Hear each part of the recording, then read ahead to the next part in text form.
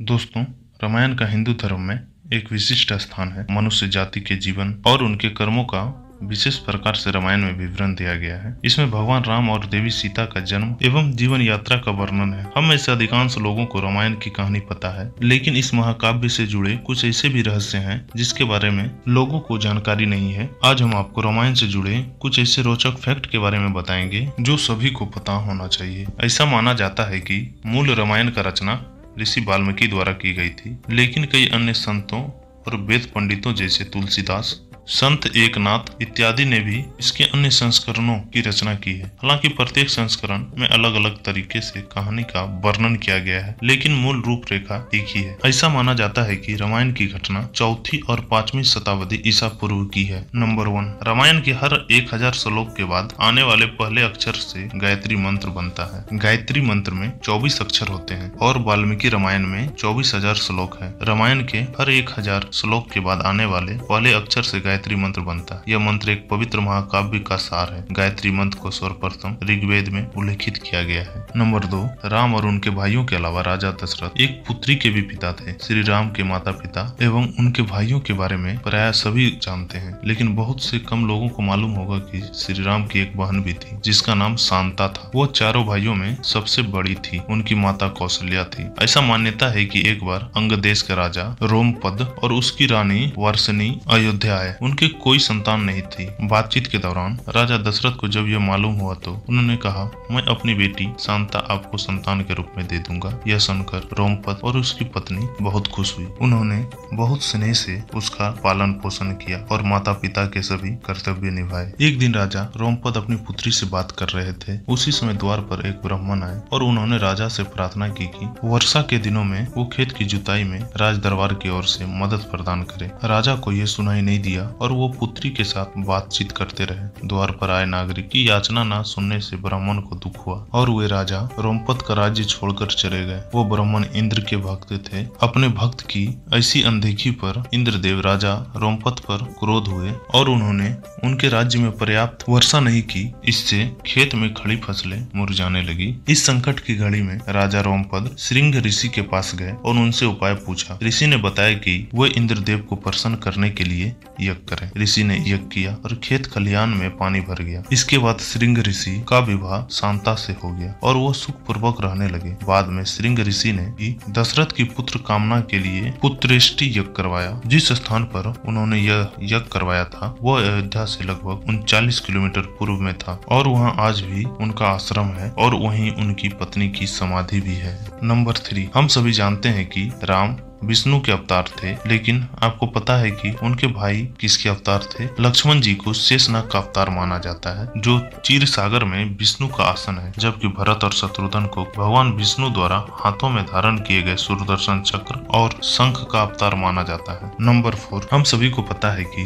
राम और सीता के विवाह के लिए स्वयंवर हुआ था, जिस स्वयंवर में शिव का दिया हुआ धनुष को तोड़ना था। लेकिन क्या आपको पता है उस धनुष का नाम क्या था? वो धनुष का नाम पिनाक था। नंबर 5, क्या आपको पता है लक्ष्मण का दूसरा नाम गुडाकेश भी था? ऐसा माना जाता है कि वनवास के 14 वर्षों के दौरान अपने भाई और भाभी की रक्षा करने के उद्देश्य से लक्ष्मण कभी नहीं सोते थे। इनके कारण उन्हें गुडाकेश के नाम से जाना जाता है। वनवास की पहली रात को जब राम और सीता सो रहे थे तो निंद्रा देवी लक्ष्मण के सामने प्रकट हुई। उसमें लक्ष्मण ने निंद्रा देवी से अनुरोध किया कि उन्हें ऐसा वरदान दे कि वनवास के 14 वर्षों के दौरान उन्हें नींद न आए और वो अपने प्रिय भाई और भाभी की रक्षा कर सके। निंद्रा देवी इस बात पर प्रसन्न होकर बोली कि अगर कोई तुम्हारे बदले 14 वर्ष तक सोए तो तुम्हें यह वरदान प्राप्त हो सकता है। इसके बाद लक्ष्मण की सलाह पर निंद्रा देवी लक्ष्मण की पत्नी उर्मिला के पास पहुंची। उर्मिला ने लक्ष्मण के बदले सोना स्वीकार कर लिया और पूरे 14 वर्ष तक सोती रही। नंबर 6, हम सभी जानते हैं कि राम, लक्ष्मण और सीता 14 वर्ष के लिए वनवास गए थे और रावण को हराकर अयोध्या वापस लौटे थे। हम में से अधिकांश लोगों को पता है कि राम, लक्ष्मण और सीता ने कई साल वन में बिताए थे, लेकिन कुछ ही लोगों को उस वन के नाम की जानकारी होगी। उस वन का नाम दंडक वन अथवा दंडकारण्य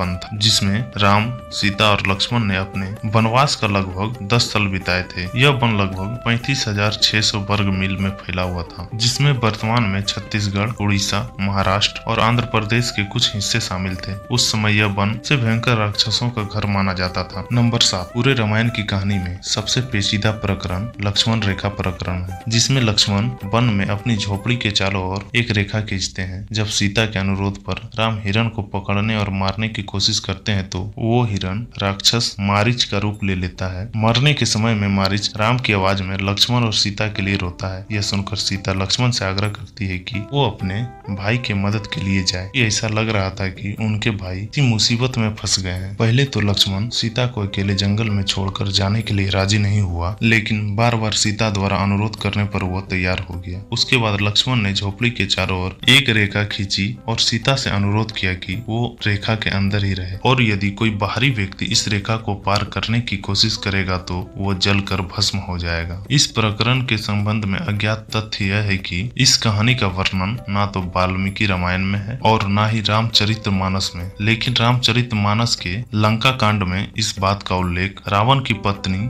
मंदोदरी द्वारा किया गया है। नंबर 8, रावण सभी राक्षसों का राजा था। बचपन में वो सभी लोगों से डरता था क्योंकि उसके 10 सिर थे। भगवान शिव के प्रति उसकी दृढ़ आस्था थी। रावण एक बहुत बड़ा विद्वान था, लेकिन क्या आपको पता है कि रावण के ध्वज में प्रतीक के रूप में वीणा होने का क्या कारण था? क्योंकि रावण एक उत्कृष्ट वीणा वादक, जिसके कारण उसके ध्वज में प्रतीक के रूप में वीणा अंकित था। हालांकि रावण इस कला को तवज्जो नहीं देता था, लेकिन उसे यह यंत्र बजाना पसंद था। नंबर 9, रामायण में एक दिलचस्प कहानी हमेशा सोने वाले कुंभकर्ण की है। कुंभकर्ण रावण का छोटा भाई था, जिसका शरीर बहुत ही बड़ा था। रामायण में वर्णित है कि कुंभकर्ण लगातार 6 महीने सोते रहता था और फिर सिर्फ एक दिन खाने के लिए उठता था और फिर पुनः 6 महीने तक सोता रहता था। लेकिन क्या आपको पता है कि कुंभकर्ण को सोने की आदत कैसे लगी? एक बार एक यज्ञ की समाप्ति पर ब्रह्मा कुंभकर्ण के सामने प्रकट हुए और उन्होंने कुंभकर्ण से वरदान मांगने को कहा। इंद्र को इस बात का डर लगा कि कहीं कुंभकर्ण वरदान में इंद्रासन ना मांग ले, अतः उन्होंने देवी सरस्वती से अनुरोध किया कि कुंभकर्ण के जीवा पर बैठ जाए, जिससे वो इंद्रासन के बदले निंद्रासन मांग ले। इस प्रकार इंद्र की ईर्ष्या की वजह से कुंभकर्ण को सोने का वरदान प्राप्त हुआ था। नंबर 10, रावण एक क्रूर राक्षस था जिससे सभी लोग घृणा करते थे। जब रावण के भाई विभीषण ने राम के सामने रावण को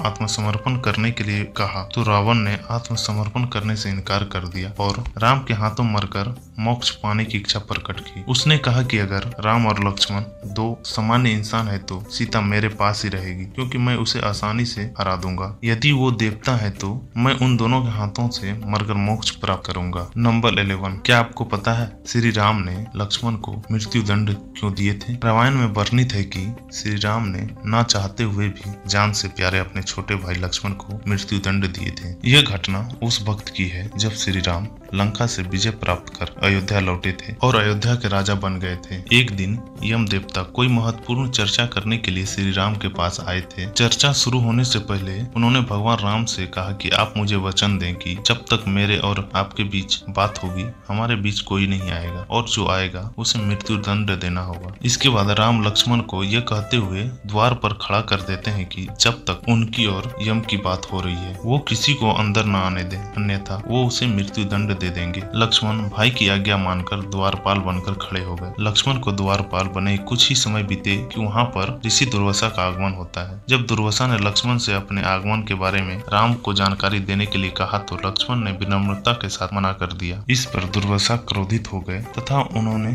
संपूर्ण अयोध्या को श्राप देने की बात कही। लक्ष्मण ने शीघ्र ही निश्चय कर लिया कि उनको स्वयं का बलिदान देना होगा ताकि वो नगरवासियों को ऋषि के श्राप से बचा सके, और उन्होंने भीतर जाकर ऋषि दुर्वासा के आगमन की सूचना दी। श्री राम दुविधा में पड़ गए क्योंकि उन्हें अपने वचन के अनुसार लक्ष्मण को मृत्यु दंड देना था। इस दुविधा की स्थिति में श्री राम ने अपने गुरु वशिष्ठ का स्मरण किया और कोई रास्ता दिखाने को कहा। गुरुदेव ने कहा कि अपनी किसी प्रिय वस्तु का त्याग उसकी मृत्यु के समान ही है, अतः तुम अपने वचन का पालन करने के लिए लक्ष्मण का त्याग कर दो। लेकिन जैसे ही लक्ष्मण ने यह सुना तो उन्होंने राम से कहा कि आप भूल कर भी मेरा त्याग नहीं करना। आपसे दूर रहने से अच्छा इच्छा यह है कि मैं आपके वचन का पालन करते हुए मृत्यु को गले लगा लूं। ऐसा कहकर लक्ष्मण ने जल समाधि ले ली। नंबर 12, श्री राम ने सरयू नदी में डुबकी लगाकर पृथ्वी लोक का परित्याग किए थे। ऐसा माना जाता है कि जब सीता ने पृथ्वी के अंदर समाहित होकर अपने शरीर का परित्याग कर दिया तो उसके बाद राम ने सरयू नदी में जल समाधि लेकर पृथ्वी लोक का